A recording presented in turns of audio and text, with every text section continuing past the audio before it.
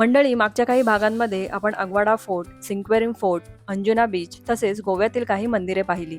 तुम्ही ते व्हिडिओज पाहिले नसतील तर गोव्याच्या प्लेलिस्टमध्ये जाऊन तुम्ही ते पाहू शकता. आजच्या भागात आपण ओल्ड गोवामधील काही चर्च पाहणार आहोत.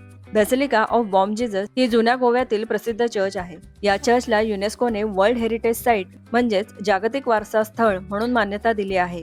या चर्चचे बांधकाम 1594 साली सुरू होऊन ते 1605 मध्ये पूर्ण झाले.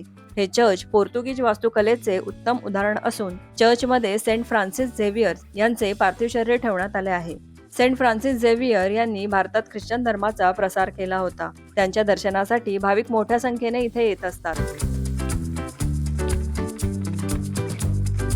या चर्चच्या अगदी समोर आहे से कॅथेड्रल चर्च. हे चर्च पोर्तुगीज स्थापत्यकलेचा उत्कृष्ट नमुना असून ते आशियातील सर्वात मोठे चर्च आहे. या चर्चचा देखील युनेस्को वर्ल्ड हेरिटेज साईट मध्ये समावेश करण्यात आला आहे.